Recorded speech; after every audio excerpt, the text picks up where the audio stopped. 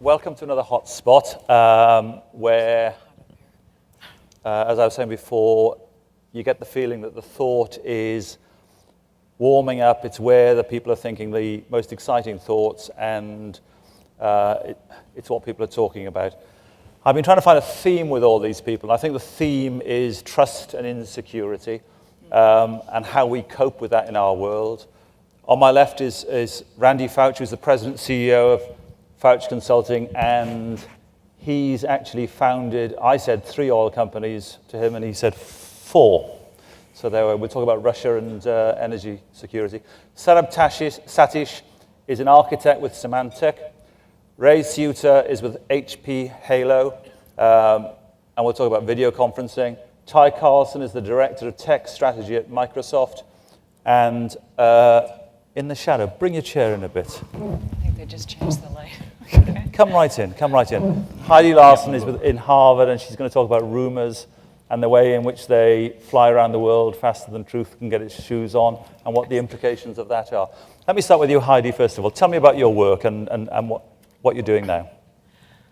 Well, I'm looking at, rumors have been around forever, but the speed that they move and the way that they aren't just locally communicated, but can move from one continent to another, have really changed the nature of things. I work particularly on the introduction of new technologies, but trying to anticipate, I'm an anthropologist, the setting that they're going to go into, and were they anticipated, what do people think of them, and in some cases I've had to deal with crisis management where a new vaccine or drug was not something that a local population particularly wanted, and feel that it was somebody else's agenda, and through rumor networks have blocked public health programs such as Nigeria, the polio program. In AIDS, there's been a number of rumors. In vaccines in this country, we were just talking about it, the perceived link of vaccines and autism, which is, there's no scientific evidence of any link between vaccines and autism, but there's a huge movement of anti-vaccine parent groups across the country. And it's not because there's evidence of autism, it's because there's no evidence of why there is autism. So how do you counter that then? If communication is getting faster and faster and faster, and rumor, false information, can also travel correspondingly faster, how do you counter that? Well, I think the first thing is that we can't say, oh, it's just a rumor, it's not fact, because one of the biggest problems is that when people do that, they're not managing it soon enough in the game. So one thing is take rumors seriously. They can spark epidemics, they can crash financial markets, they can kill the take-up of your product. If you start to hear information, it needs to be managed. And try to understand, I see more and more corporate websites coming up with what they call rumor pages, which say from Coca-Cola to Procter & Gamble to a number of other ones that say this is what, these rumors are not true because, well, I think we need to go to another level, which is the kind of work I'm doing, which is to understand, well, why do people believe these things? What's behind them, and deal with that part rather than just trying to debunk what the belief is. I was going to say, are we seeing a rise of conspiracy theories, which I suppose is a kind of explosion of rumor, but I imagine not. But if you were Coca-Cola and there was some kind of rumor, the choice is, do you legitimize the rumor by addressing it, or do you ignore it? I mean, what's your advice? Oh, you have to pay attention to it. I think without a doubt, you have to. There is a concern in a number of different areas that if you do address a rumor, you are legitimizing it, but I think there are ways that it has to be managed. I spent 3 weeks in southern India a few months ago because of local concerns about a Coca-Cola bottling plant. The community rose enough to have the whole plant shut down. There's been other cases where you have to. There are ways to address them without feeling like you're acknowledging that they're true. Let's talk about that Indian case then very briefly. I mean, how did you address it? Well, in that case, I was going to study it because the process of what had happened, because the difference between different people's perceptions of it. But in those cases, I think very early in the game, in each case, I spent 6 weeks in Iran, and I was called into Sarajevo, a number of different places where people had believed things, and either the company or the government or whoever had said it's not a problem, it's not a problem, it's not fact. And it's like a cancer waiting till it gets to such a point that it has to be addressed early. And they can be addressed. And rumors are not always wrong. I mean, I think there's rumors, I like to say that rumors have a really bad reputation. They actually sometimes can be canaries in the mine that are the tip of pretty valuable information that actually, if you start listening and trying to get a sense of the environment before you bring something in, it can actually help you move whatever the technology is, whether it's a vaccine, a drug, or a new piece of software or hardware. If you put your ears to the ground beforehand, it can actually be vital to the success of what you're working on. They remind me of organisms almost. Is that a way of looking at them? Things that travel and you don't quite know the pattern. Absolutely, and uncontrolled in some settings, but there's also a growing consciousness about it. I was in Nepal doing a look at the concern about avian influenza on bird flu, and I happened to be there there's been unsettledness on and off in Nepal for a while now, but it was a particularly unstable month in Nepal. And the day after I got there, the king turned off all the cell towers in the country because he was concerned about local uprising. So he knew the power of the cell phone in communicating text-wise across the country. His solution was turn off the tower. There are a number of other ways that the control is beyond the holder of the individual piece of equipment. Let me turn to Ty. You're described to me as the father of Windows 2000, for which we thank you. What does your work involve at the moment? What are you doing that we're going to be excited by in 10 years' time? Yeah, well, my role at Microsoft is to be responsible for the long-term hardware roadmaps and a long-term technical strategy. And what we see on the horizon right now is something called heterogeneous many-core. And what that means is that you will have computing platforms with an excess of 8, 16, 64, and beyond processors on your individual client computer. Tell me what that means. I know nothing about it. Tell me what that means to me. So today what we have, the Windows that you have today, Windows Vista, for example, is designed to run on 1 or 2 or maybe 4 different processors on your computer. And typical machines we have today have 1 or 2 processors. As you've seen, Intel and AMD have what they call dual-core or quad-core processors. They have multiple computing engines as part of the processor. But today's applications are written to basically handle 1 or 2 processors at the max. And in order to handle the computing power that we're going to see, we're going to be bringing supercomputing capabilities onto the desktop, onto the mobile devices. And so in 10 to 15 years time frame, no worries. In 10 to 15 years. You've got a fan, by the way.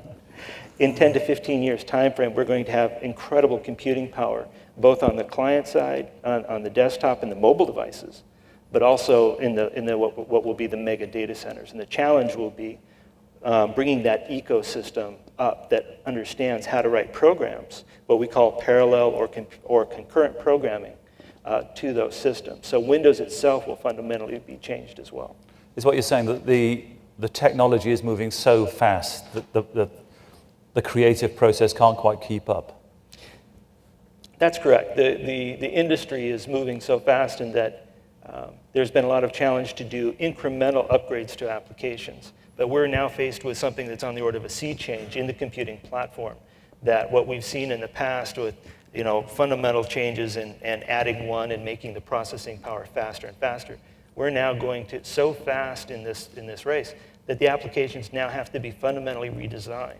And we have to bring up a new ecosystem. That includes in academia to develop developers who know how to write parallel programming, to be able to bring up new applications. And as we see with the different industries represented here, there's a huge opportunity for these industries to be able to take these type of computing problems and now make them a reality that they can solve these problems as part of everyday computing, whether it be research and seismic data for oil and gas, whether it be having high-definition video conferencing capabilities across the world, or in the case where Heidi's confronted with regards to viruses and rumors. What would it be like if you actually had the authority for the king or something of that to actually be able to get on the phone and on the individual computers have high-definition video conferencing around the world with the different authorities representing that, using WiMAX technologies to reach, outposts, if you will, oases of individual villages of people and communicate them in a very rich way. And the whole computing model will change to a very predictable environment, very reliable and trustworthy environment, because the processing power will allow you to have security turned on at all times, encryption turned on at all times, high-definition video capabilities, and new computing models that just haven't had the power to bring down to the desktop before. Why are you so sure that they are going to be utterly secure? The big issue. Well, the whole challenge of security is being able to have the ability to stay ahead of the next one. I mean, security is this ongoing challenge. I think there's other representatives here that probably can speak to this better than I. But the challenge is to have the computing engines and the capabilities to have better computing security on the leading edge than those who are trying to crack it. But how can you be so sure that you're going to be ahead of them? Because we're working with the leading technologies, and we've made major investments in developing these securities that our challenge at Microsoft is to be able to deliver trustworthy computing to the masses. As computing models move away from just desktop computing or working with the mainframes, this is going to be very much a service delivery to the desktop. We're going to be very dependent upon that broadband capability and having the security at wire speed. Let me make a natural leap to Sarah, because you're working with Symantec and you're working on security. What are you doing? So I work as an architect with Symantec, which is the world's largest security software company. And I work with research labs where we are researching into the next generation of security technologies, which will help secure the infrastructure, the information, and the interconnections that comprise the internet. Internet has been the fastest growing technology that mankind has ever seen. Just in 10 years, e-commerce sales in US alone has touched $108 billion on an annual basis. So you kind of wonder how come this technology progressed so fast, so quick? The first thing that happened was millions of users could connect for the first time and share information. Anonymity was a key factor in bringing all these millions of users on the platform. So here you are with this elephant called internet, where billions are changing hands on a global scale, where there is no concept of identity. Just in order to prove your age, you need to disclose your credit card number. There are serious trust issues. How do you trust someone with your credit card number? There's a lock icon in the browser of the UI of the browser that does not give me any level of trust or confidence. So how do you create how do I get myself an internet identity in your new world 5 years down the road? So at Symantec, we are working on creating a secure transaction platform where users will be able to connect with each other with a high degree of trust and confidence. But the challenge is, how do you do that? In case of, common physical world is very simple. I can walk into a store and buy liquor by showing my driver's license. DMV does not know what kind of goods I buy, but my driver's license acts as a frictionless intermediary to relay trust, right, between me, the buyer, and the seller.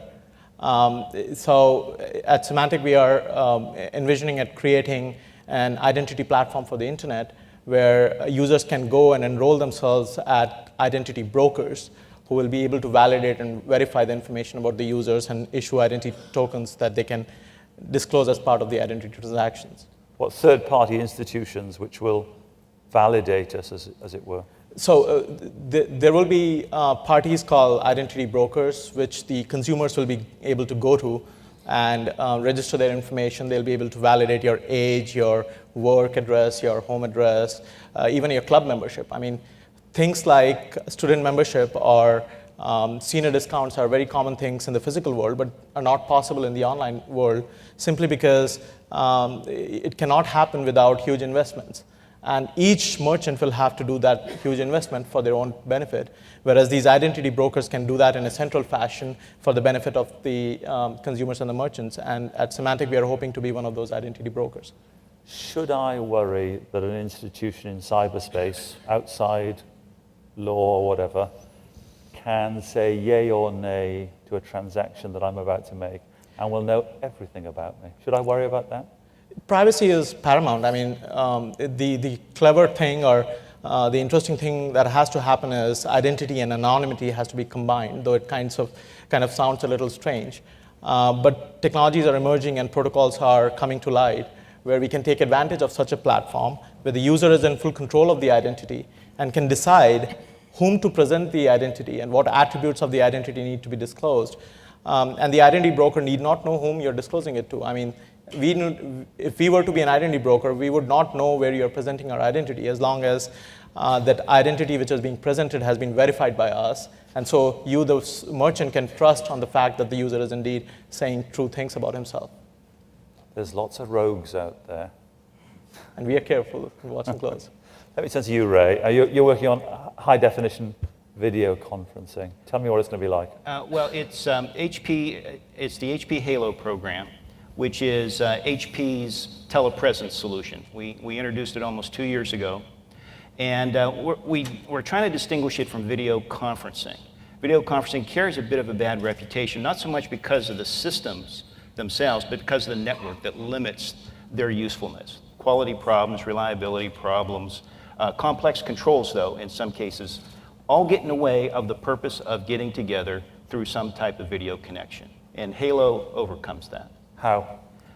We use a special network. It's an HP owned and operated network, high fiber worldwide. Takes 45 megabits per second to operate each Halo room. It's up and down, so it's very high resolution, high bandwidth. And it's a dedicated network and private, so security is a very small problem. We're adding AES 256 encryption in another month or so. So security is a very big issue with us, especially for our financial services customers, which are some of the largest financial institutions in the world. So they're especially worried about security. Are you just talking about better pictures and better sound, or about a fundamental change in the way we have been doing it? We think it's disruptive technology. If you can imagine the conversation we're having here face to face, we can do 10,000 miles away. No perceived latency, same video image that I see now. If I saw you through a Halo room, I'd recognize you off the street. And I could see your body language, your facial expressions to what I'm saying. And the audio is just as good as we have here, if not better, since we have one of the best sound audio bridges in the world within the Halo studio. 360 degrees, is that conceivable, so you can go around a room? No, actually, there's essentially no controls. It only takes a mouse to operate a Halo room and to connect to anywhere else in the world. And because of that, we take away a lot of degrees of freedom. So you can't pan cameras, you can't zoom. Everything's predefined through a common set of geometries for the collaboration studio. Now, there'll be other configurations, whether they're more intimate for more intimate one-on-one conversations, or much larger configurations for an audience like this, let's say, where it's less collaborative, more presentation style, but you still get the same kind of experience that we have, that you're trying to replicate.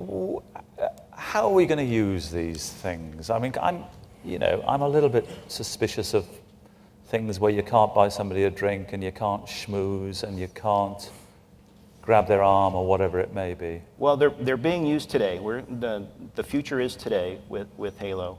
There's about 90 Halo studios scattered around the world, all operating on this HP, we call it the HVAN, the Halo Video Exchange Network. Okay. We're not going to replace travel. We're certainly going to reduce it. People do have to shake hands. They have to build a personal relationship. But one of our customers said, and it's a very interesting observation, they bought Halo rooms to eliminate internal travel so they can travel more to their external partners, their customers, right, and so on. So there's no change in travel so much in travel dollars, but they're applying their travel expenses in a better direction for themselves. You travel when you need to. Yes. Yes. Let me turn to Randy Foutch. I mean, in a way, you're an outsider here because you work in a real industry. But security, real as in quotes. You work in the oil industry, all the talk is about energy security and whether Russia is playing politics with industry. What do you think? Well, there's no question they're playing politics. I mean, politics dominates a lot of the energy issues. You know, we have significant energy in the United States, depending on what facts you use. We have a couple hundred years of coal.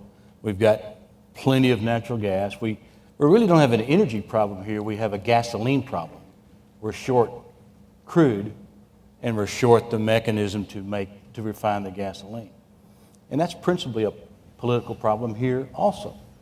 The politics of the energy business in the United States has been, let's make sure that to the extent we can, it's cheap. And let's don't worry about the next generation having a sustainable supply. You know, we have tremendous amount. Something like 50% of all the homes in the United States have natural gas. We could easily put a refueling station every night. People pull their car in, plug it up to natural gas, refuel overnight. We don't do those things politically. Why not, do you think? I mean, I come as an outsider and I'm wondering if things are changing politically. You know, hydrocarbons have issues, but we politically were able to build roughly 100 or so ethanol plants in the last couple of years with what's perhaps not even economic, perhaps not in any manner sustainable, and perhaps has a lot of unintended consequences with food prices. We've chosen as a country to politically push hydrocarbons back, and that's fine. We need to move on because there are some problems. But you know, if I was running an IT company and someone said, "Okay, what's going to happen if your next product doesn't get here in time? Alternative energy doesn't get here, solar doesn't get here, whatever else it is," and we didn't have a plan, I probably wouldn't stay involved with that company very long. I'd probably be asked to leave. We've taken that same attitude politically. What about Russia looking like the old Soviet Union in many ways and starting to say or imply we're going to turn the taps off if we don't like what you do? What do you make of that? I think that's their intent. You know, I don't think it was an implication. I think it was kind of designed and built that way. Energy is still the floor for a lot of the economy. If you want to control that economy, then you can control the energy. Certainly, that's more of a Western Europe, Russian issue than. Yeah, I'm worried about it more than you are. But you know, China is doing everything it can to control energy. China has has an agreement with Cuba. They can drill 75, 80 miles offshore Florida. I can't drill 75, 80 miles offshore Florida. I think we're seeing that a lot of the emerging companies know that the secret is to control the energy source. I'm going to ask all of you finally whether you're reasonably hopeful about this globalized world with the pluses and the minuses of it, to do with security of oil supply, security of our identities and whatever. Heidi, what do you make of it? Hopeful, huh? I'm generally an optimistic person, but I think we can't be stupid. I mean, I think that there's huge risks in everything we're doing, and I think that the biggest thing is in our focus on innovation and developing what we're developing with whatever the medium or the technology is, we have to look at the implications of our actions. And sometimes I feel like we're so driven by the technological possibilities and not looking at the limiting factor, which is the human behavior around it. So I'm hopeful, but I think we have to be smart and look ahead, look at a longer-term horizon, which what FiRe is about, talking about the long-term horizon on AIDS tomorrow, and that's another one that we have to look up and farther and not be content with what we have immediately in front of us. Hopeful, but by the sound of it. Yes. Ty? I'm hopeful. I think we have a lot to learn because I think there'll be a lot more. The community that has access to computing will expand dramatically. in the next 10 years, and primarily it's been a Western kind of driven culture out on the internet. Now I think it'll be very, very global, and we need to be inclusive, because if we're not, then we will have security issues. And as it expands, clearly places like China are going to change as information gets there. Indeed, in fact, we expect the internet will actually have more websites that are Chinese-based over a period of years than any Western languages. Ray? I'm optimistic, maybe with the exception of energy. I do think we have to take some new directions in energy pretty soon. Otherwise, we're going to be held hostage in a number of ways. But I tell you where I'm especially optimistic is this morning we heard from Eric Dishman from Intel, very passionate young man about home health care. And if you can think about someday in the future, not too long into the future, if you get up in the morning and you want to talk to your mother or father at a distant location and they're housebound, why not do it through a Halo connection? And that technology is really there today. We just have to make sure we get enough bandwidth to the home to make that possible. We'll need about 6 to 8 megabits up and down to the home. Sourabh? Well, I'm very, very hopeful, and I'm hopeful because we are responsible as of today for securing our 50 million user base, and our technology, we can start delivering this technology over next certain period of time, but we can start delivering bits and pieces of our technology to our existing user base by delivering security solutions on the desktop, which will help them securely transact and interact online. And we'll start delivering softwares and services for the enterprises and the merchants in order to deliver the same kind of secure transaction experience to the user back. And together we will be able to create this missing layer of identity on the internet. So I'm very hopeful. Randy, back to you, last word. I'm very optimistic. I'm still part geologist, still like to drill, so I'm optimistic. You know, the world's getting flatter. We see it in every part of the business. We're using technology worldwide, developed in different places. We should be very optimistic. We just got to be careful that we don't jump too far ahead and not make the jump over the chasm, whatever the chasm is. I make that 1 very optimistic, 3 quite optimistics, and 1 hopeful but, which is not too bad. Thank you all very much indeed. Thank you, Steve. Just a